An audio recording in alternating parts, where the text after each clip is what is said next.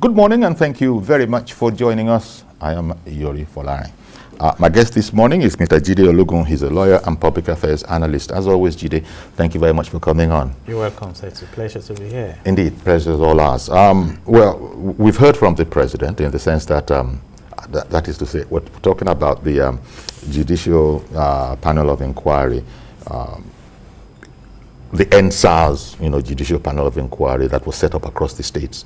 And as you're well aware, that of Lagos was leaked, and there's been a lot of commentary. And well, coincidentally, as these things happened, the U.S. Secretary of State was with the president, and he used that opportunity to speak. Long story short, he and his administration are bent on letting the system exhaust itself. We're not going to interfere. Let the system exhaust itself. When we get decisions or actions of intent from the state authorities, then we'll know what to do. Give me your thinking on that. I believe it in order. If you want to follow the course of bureaucracy, we are talking of a presidential system here. We have 36 states, and if Lagos State has come out to say that this is our report, and even though that is still being debated right now, whether it was leaked before the appropriate time or not, then the president could have just taken that opportunity of saying, okay, Lagos, we have your own report, let's wait for the other states, and let's set a befitting background. This panel of inquiry was not basically for what happened at the toll gate. It was set up on the 19th to look at the complaints in respect of police brutality and what prompted the EndSARS protest. Which includes what happened at the toll gate. When that ugly event took place on the 28th, terms of reference got expanded to cover what happened. And it's as if the only purpose for which the panel has been set up was for Lekki encounter. No, and that is the perception right now. Okay. But that is talking about Lagos, that has become the prominent aspect of it, and that is what a lot of stakeholders are now parading. And don't forget the fact that when it happened, there were a lot of denials, what happened, what did not happen, and stuff like that. Indeed. And you're so right. But the other aspect is that there has been, well, I don't know if I can go as far as use the word rebuttal. I'm referring here to the lawyer, or yeah, that was how it was billed, the lawyer representing Lagos State government in this inquiry. Maybe one of the lawyers, maybe the lawyer, but I'm talking about Abiodun Owonikoko SAN. He was in, he has been vehemently commenting on the report. He has been commenting in some cases a bit angrily, because he says that he was there and he doesn't know where this report has come from that was leaked, in the sense that he's found, I think the number was like 40 discrepancies, no less. And so this could not be a reflection, is his contention. Well, he was one of the lawyers. I don't know if he was the only lawyer. I don't think so. I think Ebunolu Onogorua, another Ebunolu Adegborua, another SAN, who I think was involved, he was also brought into the matter. And I think Owonikoko SAN had opined that after all, Adegborua SAN wasn't there throughout. So he's at a loss as to how this report has come out. And I don't know if there's an insinuation, an innuendo in there, that Adegborua SAN, is in some way concerned with this, and maybe he has his own particular reasoning. But it's a bit worrying. I don't know. As a lawyer yourself, you're, in that inner circle, what is it that you guys are saying amongst yourselves? So why do we have this situation? It's not disturbing to some of us when you see lawyers argue over issues like this. But to put it straight, The panel was headed by Honorable Justice Okuwobi, who probably should be taking the stance that the son, Owonikoko, is taking now. So let's hear from Justice Yeah, but he hasn't Okuwobi. said anything yet. Yes. So let's hear from the leader of the team that, okay, this is what happened. What I saw playing out was the fact that perhaps that report got released to the public before the appointed time, so to say. But there was a time also that the speech of the president got released to the public before he came to broadcast. And that is why the concept of the white paper that's a leakage. Here. It's called a leakage. And whether it's a leakage or not. Sometimes these things are leaked, sometimes accidentally, sometimes intentionally. It's now for the team to establish whether it was accidental or intentional. But here we have reports. And I quite agree with the senior advocate, Owonikoko, that many issues should have been discussed. I know about 235 petitions were entertained and about 410 million naira compensation awarded. So, and when you have 235 petitions, there will be several issues. So the place of the white paper is to sit down with this report and come up with recommendations and what will be implemented. Indeed, but the worrying thing is that Owonikoko SAN stated, I saw him in an interview on a television station, that the discrepancies were humongous. People are reportedly killed, actually being very much alive, and those kind of things. But let me not waste too much of Reverend Dominic's time. Good morning, Reverend Dominic. Good morning, Yori. Thank you for calling in. Good morning to your guest today. I don't know his name. His name is Mr. Jide Ologun. Good morning, Mr. Dominic. Reverend. Okay, he's a friend of the house. Yori, let us expand this discussion a little bit. Okay. If you could allow me. Yori, I'm thinking aloud. Let's say that by the report you have got, rightly or wrongly, we have agreed there's a massacre. Now, and if the young men and women who carry out this massacre were punished, if Nigeria raised the occasion, and punish the young men and women who carry out this massacre, what do we do to people who send them to do this? I'm saying them in the background of Nigerian psychology I told you the other day. Our forces have been pushed to the wall. They are fighting battles all over everywhere. They have been victims of this battle. Now, if we punish people who were sent to go and do this job, what do you do to the people who sent them? You're number two. The issue is this. The moral of this issue in this matter of Nigeria is that we must be careful, because the military must be handled with care. Because at times, sensitive, Nigerian assets, the military, the ones that defend this nation. But the way they have battered these last days worries me a lot. What do we do to people who send them if we punish those people who did that? Number three, remember, we don't need to use military on that issue. We could have sent out the whole police in the whole world, and we know how to handle the issue. But when we fall back to the people who defend the nation, when they were back at war, we are touching a dangerous sensitive area in this nation. That's my contribution. God bless Nigeria. Oh, thank you very much, Reverend Dominic. Well, in fact, we expect, a lot of calls because of the turn that this has taken. On the one hand, a report has been released, and on the other hand, people are saying, how authentic is that report? And it's a bit worrying that one of the principal lawyers involved is saying that he's astounded by the content of that report. He wasn't even complaining too much about the leakage, be that as it is. That's a different kind of query as to why was it released ahead of time. But he is saying that now that it's out there, he's at a loss as to where a lot of stuff that came in there. And you did say that the chairman, the presiding person, is the person who should have been taking perhaps the stance of Owonikoko. But so far we haven't heard anything. I heard there's someone else. Who is on the line? Pass?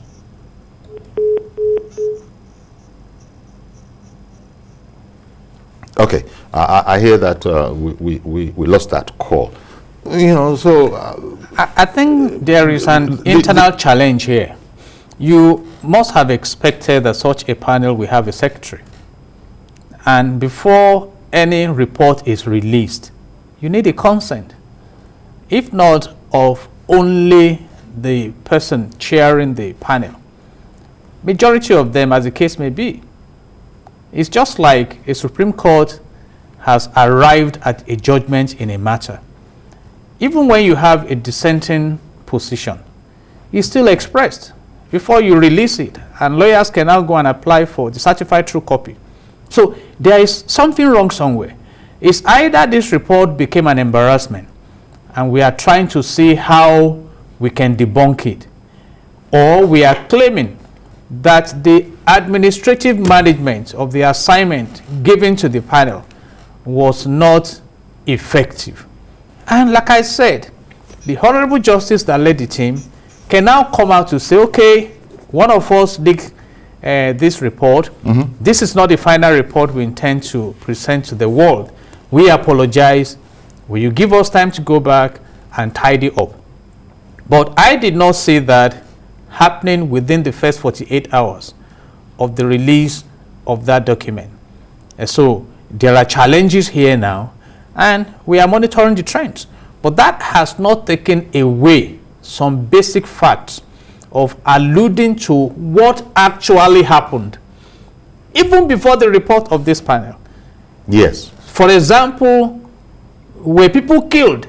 Okay, let me come back on that. Let me come back and we talk about that point, because it's a very, very important one. In fact, I think it's one of the key ones why it was set up.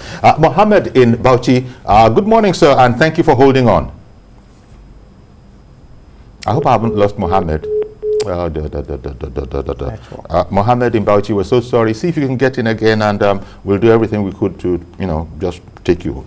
So please call in, and I think what I'm going to do with this particular subject matter and the phones, the way they are so, gingerly, I'll just interrupt myself mid-sentence when I'm notified that there's a call. So please keep the calls coming in.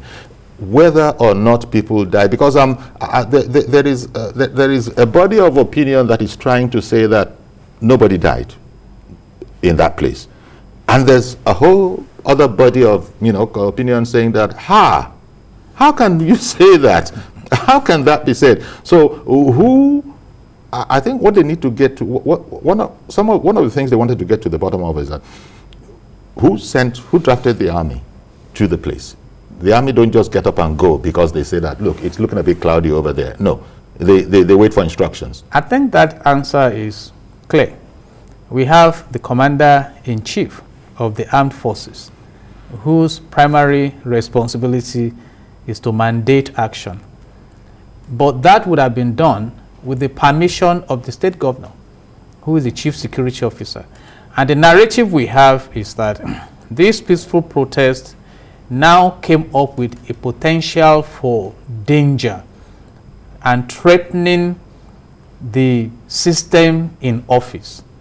And don't forget that at a point, violence was introduced through some hoodlums. Okay, one moment, that please. now gave the government the opportunity to say, we will not allow violence. That. And that intervention came. Mazi Okoroafo, good morning, sir.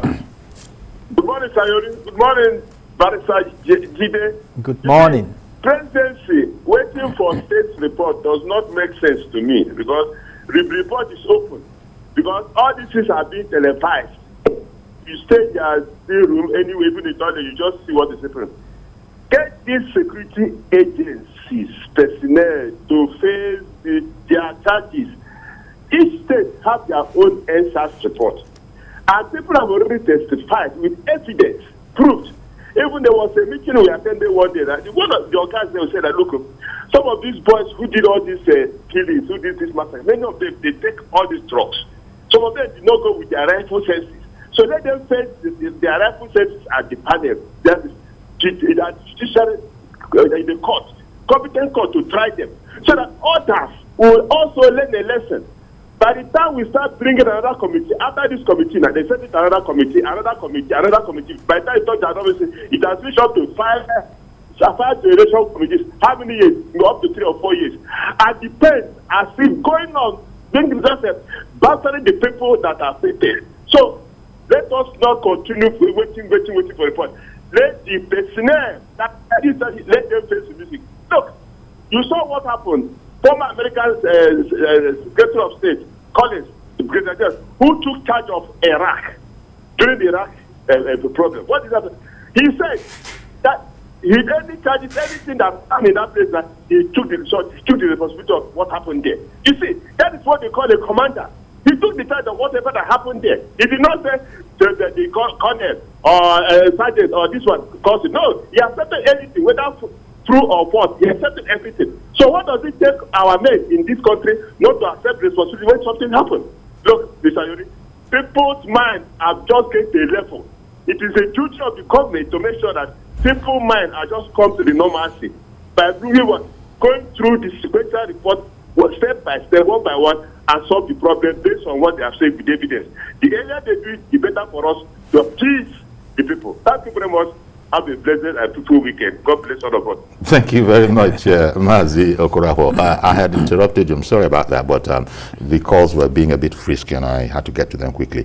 Your colleague, one of your colleagues, Malaki Ogumadu, has put something out, and he asks something of a question. He says, how long is the president and federal government willing to wait before they act in respect of the reported killings of innocent, unnamed Nigerian youth?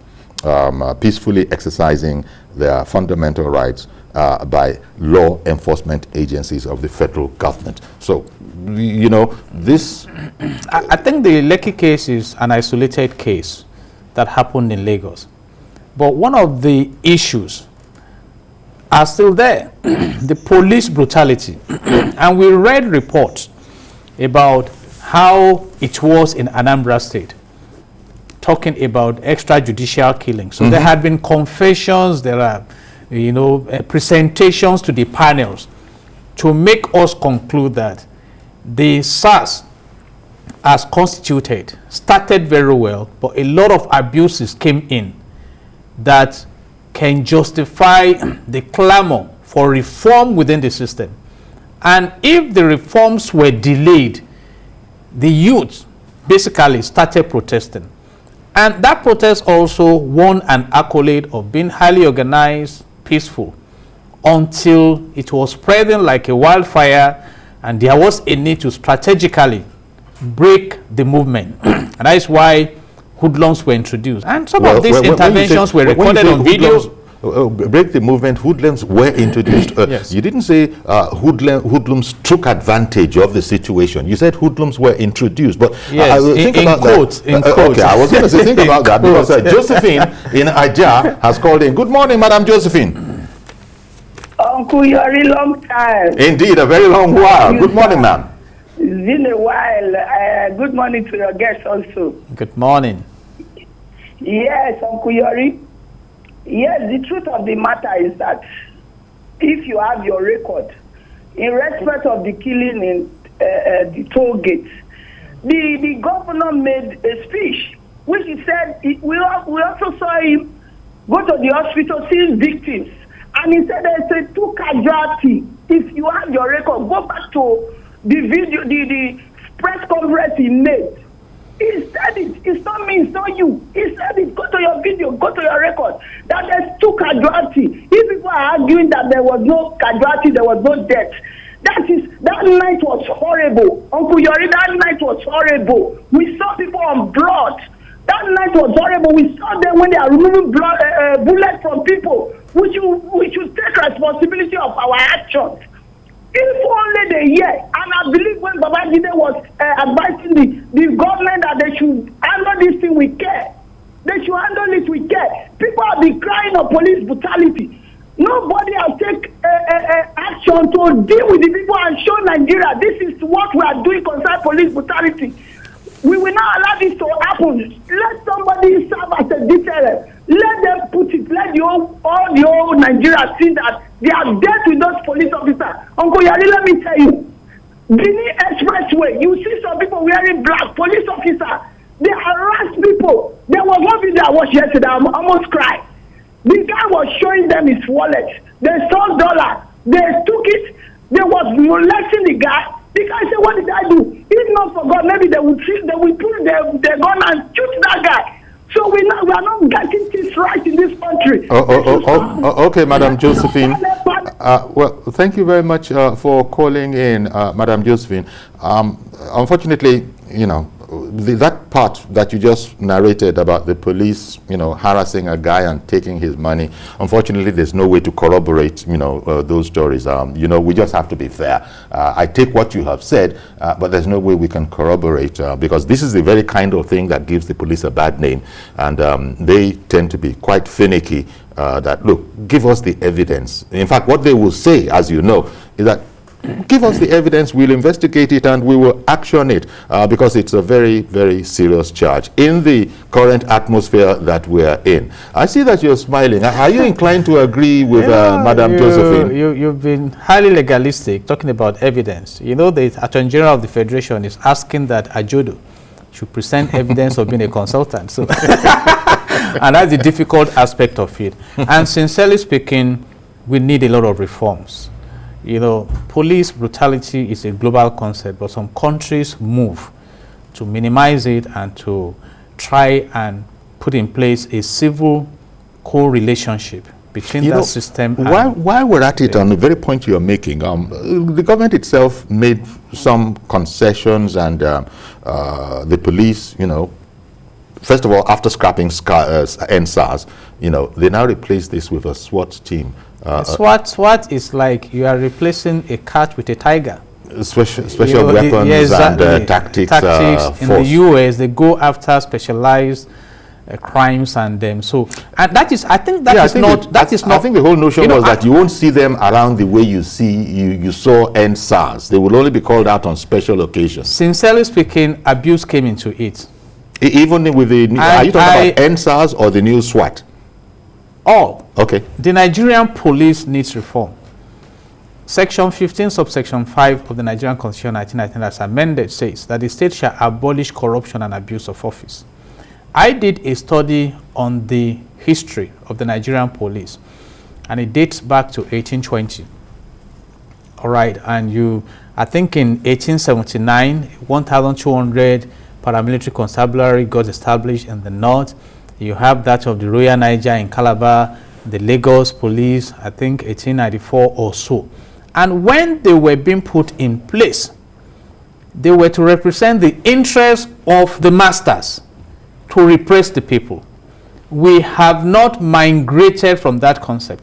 This morning, I still did a recording of a top naval official disrupting the traffic, to drive against traffic, and the naval policemen came down, stopped people with their guns and things. So you still find a situation where, because of the authority of your office, you can push the rule of law aside. Okay, you spoke about a naval officer in this instance, but I think the point you are making is men in uniform. Yeah, generally speaking. Generally speaking. The rule of law, who have authority. The rule of law does not in any way amplify the rights of the masses in court.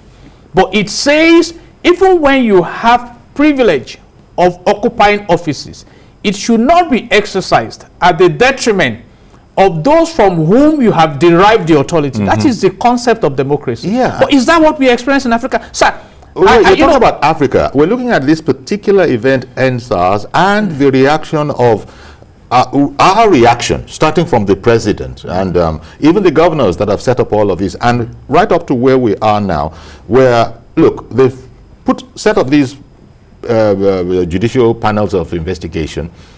One has been leaked, unfortunately, and it has become a contentious matter. But surely our people went about this whole matter, you can say, the right way. Yeah, but we can ask, in law school we were taught to focus on issues.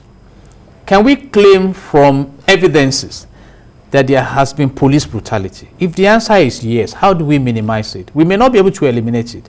How do we reform the operational psyche of that system? Okay. How do we go back to the vision and mission of the Nigerian police? They are documented. Okay. How do we support the growth of the economy, the prosperity of the people, the peace in the land, security in the land? Well, let's take a break and come back, and we'll continue exploring those issues. Stay with us, please. We'll be right back.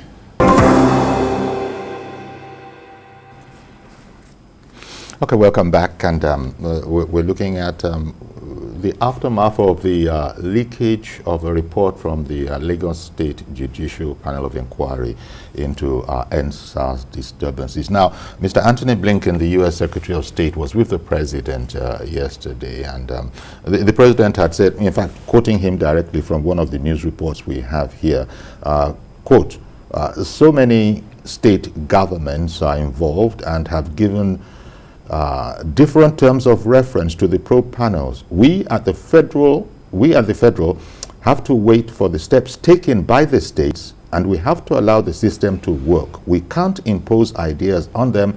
Federal government has to wait for the reaction of states. Fantastic and bureaucratically correct.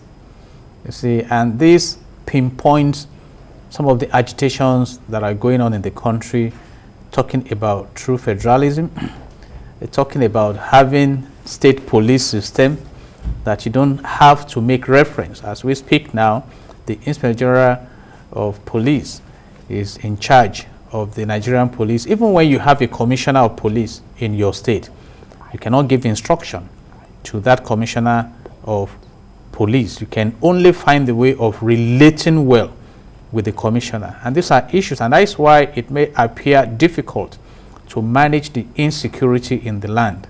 You recall that when the Amotekun came up, it was like a shock to the federal system. So now we need to understand that the world is watching us. ICC is also interested in this matter, looking at the breaches of human rights and the fact that the report that came out of Lagos State has painted a picture right now in the interim of a massacre. And a massacre is defined as brutally dealing with people who are defenseless and who are not even resisting. Okay. You see, so, and massacre is one of the synonyms is genocide. It's a very serious matter. So if this is not well managed, you may still see some key players now facing the ICC when they are out of office. So it's a very, very sensitive matter. Okay. Let me take Ishmael in Port Harcourt. Yes. Good morning, Ishmael. Good morning, my brother. Okay. Go ahead, please. I just want to give you information, or maybe you know or you don't know.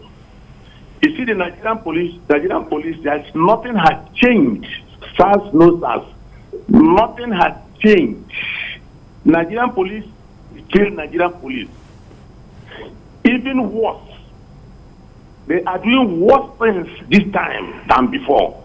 Nigerian police is worse now. They are even doing worse things than before SARS.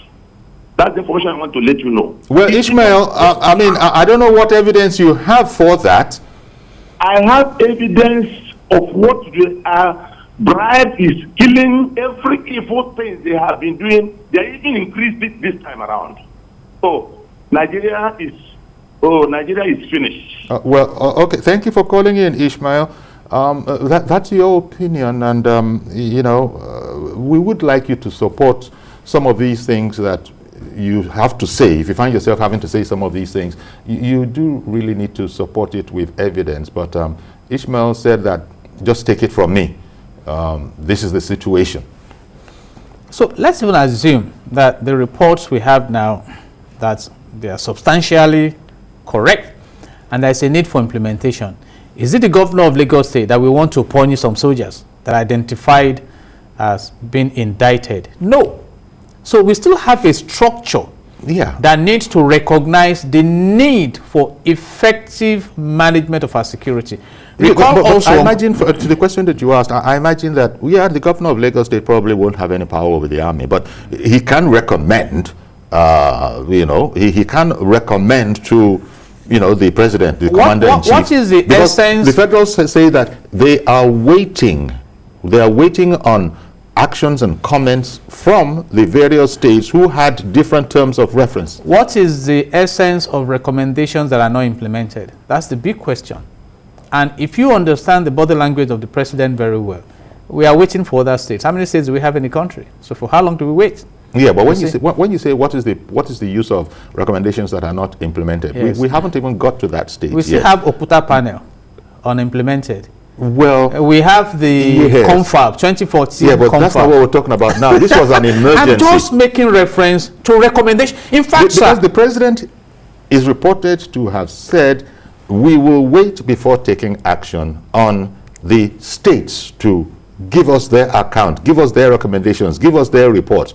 Otherwise, we will be interfering. And you and I know, if we can go to precedents that we can establish and put on the table, that the states may not all agree. For example, the governor of Ondo State said, stop criminal activities in our state forest. A federal attorney general said, anybody can operate in any part of the country, constitutionally. Some states in the south came up with anti-open grazing law.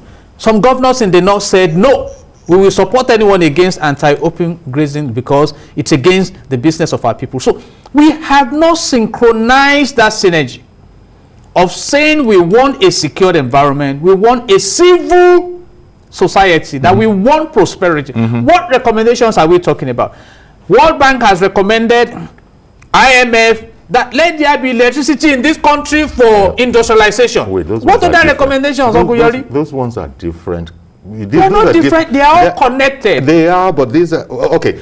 In the meantime, in terms of what is the police doing, our Ivy Kano put out a report. Let's take that report. We'll come back, continue this conversation. The sensitization program had in attendance representatives of the traditional institution, the youth, and Christian bodies. Addressing the members of the committee and guests, the Minister of Police Affairs said the committee aims to bridge the gap between the police and the public. Is for accountability. Mr. President wants to be accountable to the people of this country, and that is why we're encouraging this transparent arrangements where the public will have the opportunity to report cases of infractions by the police in this country. And we are trying to ensure that the police is also made aware of their responsibility. They are there to serve the public, they are there to be humane, and they are there to be democratic. And that's why we're here to enlighten the police and the public on each other's responsibility. There was an interactive session. A representative of the traditional institution described the move as laudable. We always have meetings with our communities regularly. So in any of those community meetings, we will ensure that our people are aware of the situation, of the happenings, and I want to assure you that very soon you start feeling the impact. And since the Nigerian Army had spoken on the EndSARS report, it was only right to find out what the minister's view was on the report. We're waiting for feedback from Lagos State government. You know, this report has been handed over to the Lagos State government. I understand they have set up a committee of white paper committee. So until they finish, until we know what is due to us, we cannot comment on what is yet not before us. So, but we are glad that actions are being taken, and we want to assure Nigerians that whatever we are supposed to do, we will do as far as this matter is concerned. The police... Okay, that report, we'll come back to that. Meanwhile, I hear that Lovely in Abuja has been waiting right through it. Good morning, Lovely. Thank you for holding on. Yeah, good morning, sir. Thank you for calling. Okay, good morning. Sir, what I'm concerned about is the issue of who sponsored hoodlums to actually attack that protest has not been looked into. The sponsors of hoodlums. The sponsors of hoodlums. Who sponsored hoodlums to actually hijack the protest? That is if they were sponsored. I think they were, sir, because there were videos at the time that went on of a private jeep that came to carry some hoodlums.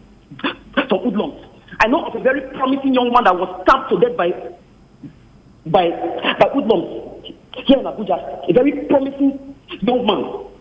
I think he was a youth corps at the time. Okay. Around Kubwa. Okay. In Abuja. He was stabbed to death by hoodlums. Who sponsored those hoodlums? That matter should actually be looked into too. Yes, sir, because there were videos that went viral that time. Yeah. Of private jeeps that came to pick up some Muslims So it's really, oh God. Well, thank you very much, Lovely. We did get your message. She goes back to a point, I don't know if that's why you're smiling, because you yourself in studio here had said that before hoodlums were injected into it, and whereupon I said, how do you mean were injected into it? That they took advantage, that hoodlums took advantage? You said that's not the way you wanted to express it. Now, Lovely has also said who sponsored the hoodlums.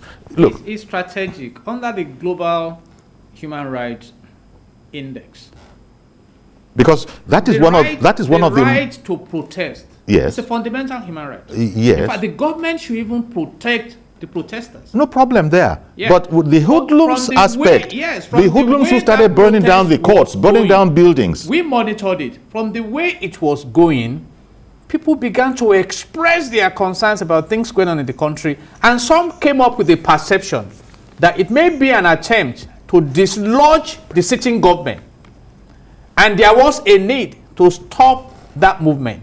And of course, how could you stop it if you don't have element of violence that will allow state actors to step in and stop it?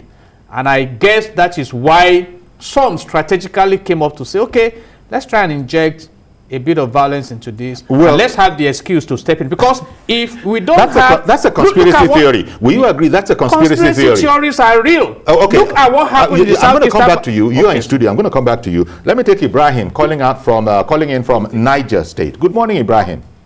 Good morning, Mr. Yori. Good morning, sir. Thank you.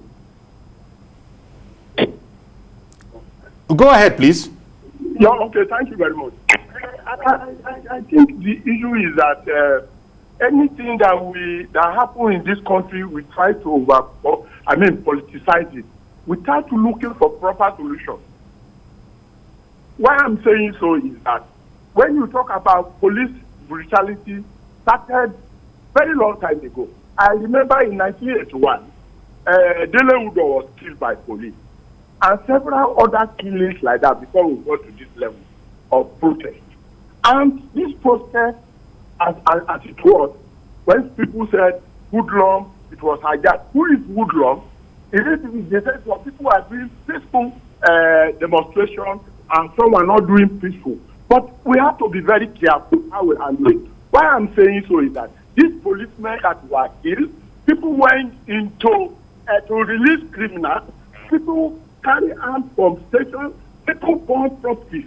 Don't forget that if we are thinking we have a set of people today that should not be in government or they are in government, all the youth that we are coming, we are giving them bad precedent. Bad precedent in the sense, I remember in those days when we were at school, a very little thing, we start burning everything, the students start burning this. We must find a concrete solution. When we don't look at concrete solutions, because people are just jumping into conclusions because they have already made up their mind. The document we are talking about, even as controversial as it is, that people are already talking about, let it be carefully reviewed. Those who are to be punished will be punished. People should not come and be jumping at conclusions and they said, this is what happened. That's the purpose of setting up a committee, is to get at the point. And we should be mindful that these policemen that were killed equally come from a family. They are Nigerians. They equally have rights to, they are equally entitled for life. We know that Nigeria police we have are part of Nigerian society. If police are corrupt, it's because the entire society is corrupt. Okay, thank you very much, Ibrahim, for calling in. Really appreciate your call, Ibrahim.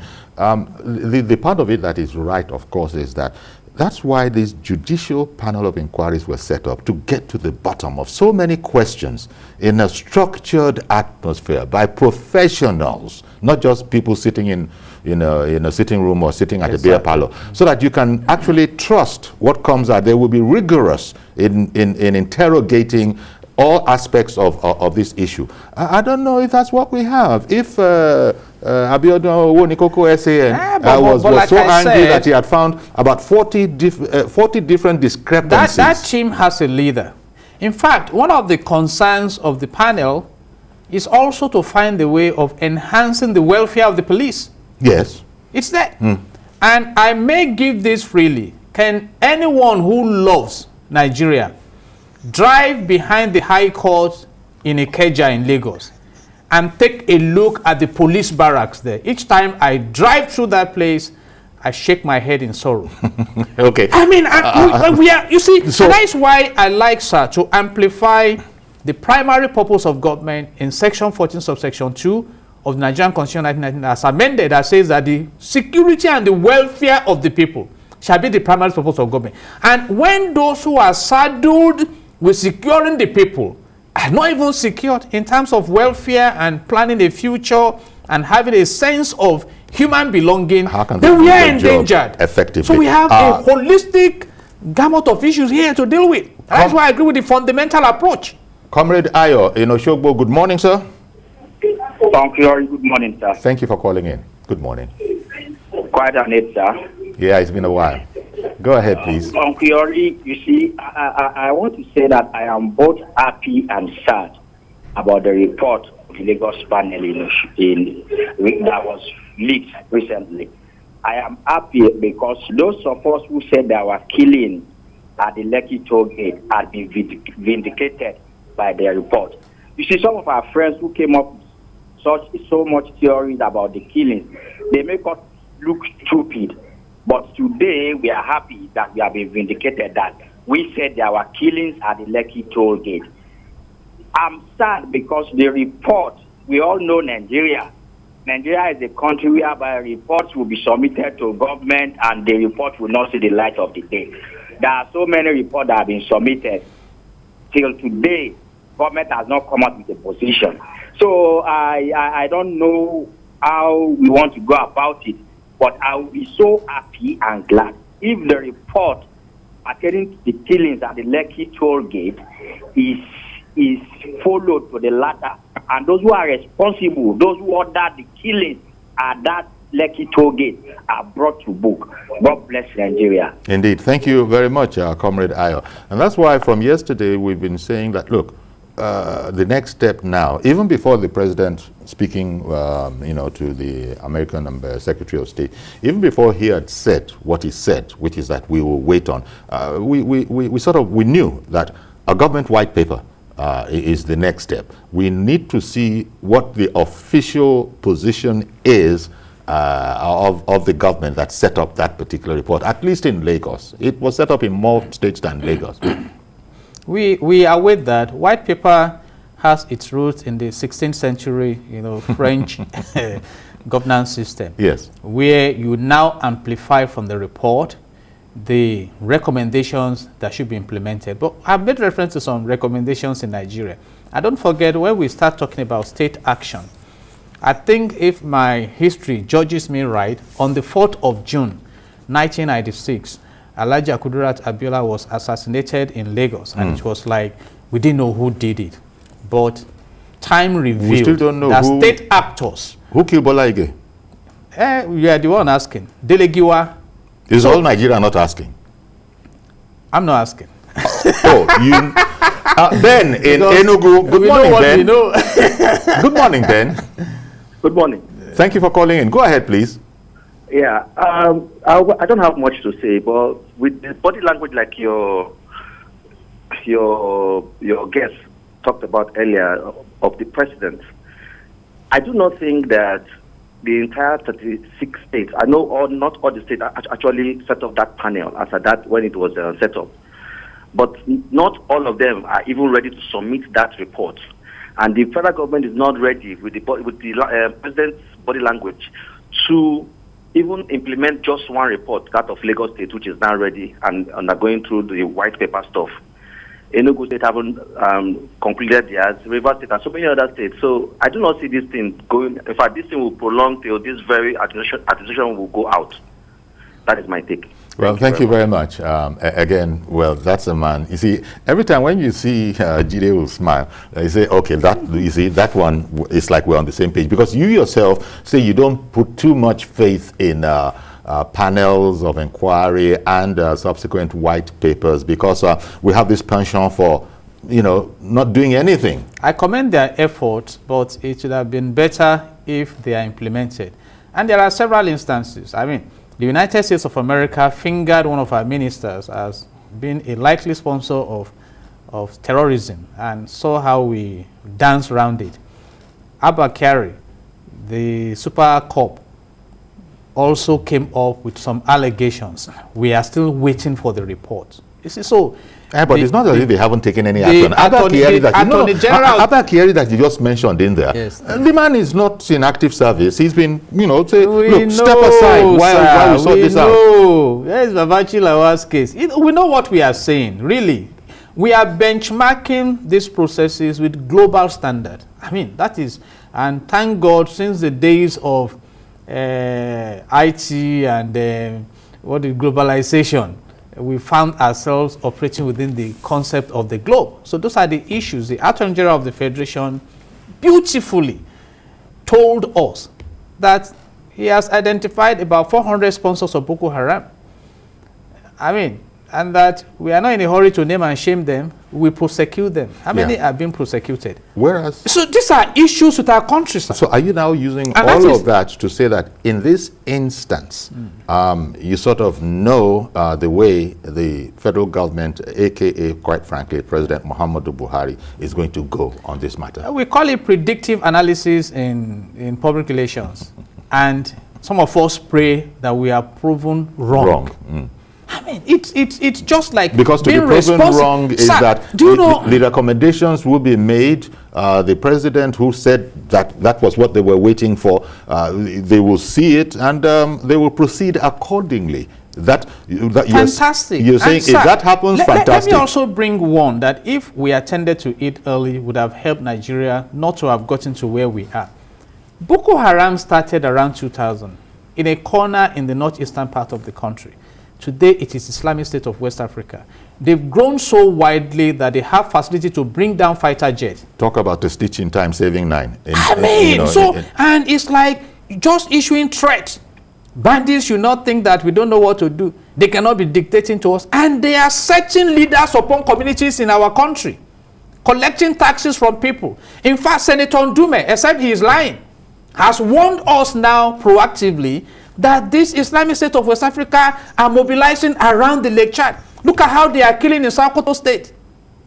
Okay. You see, so we are just waiting and waiting and waiting. Well, it's not by waiting, it's by taking action. Well, but in this case, and we're going to have to end it here, the federal authorities, as the president has said, will have to wait. That very waiting that you said you're tired of, we'll have to I'm not tired of it, it's characteristics. Okay, we'll have to wait for the states. I'm seeing in the paper here that a group is even urging implementation of ABIA as well as Lagos EndSARS panel's reports. So maybe it's not getting as much press as the Lagos one, but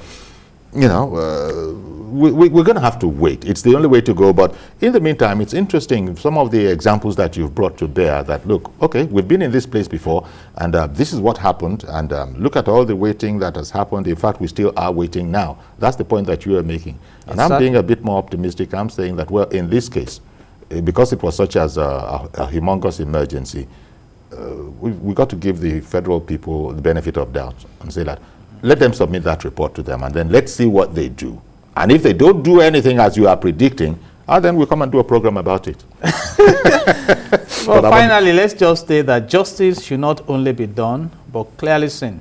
It should be seen to be done. I can thank you very much. That's a fine place to leave it. Mr. Jide Ologun, he's a legal practitioner and public affairs analyst.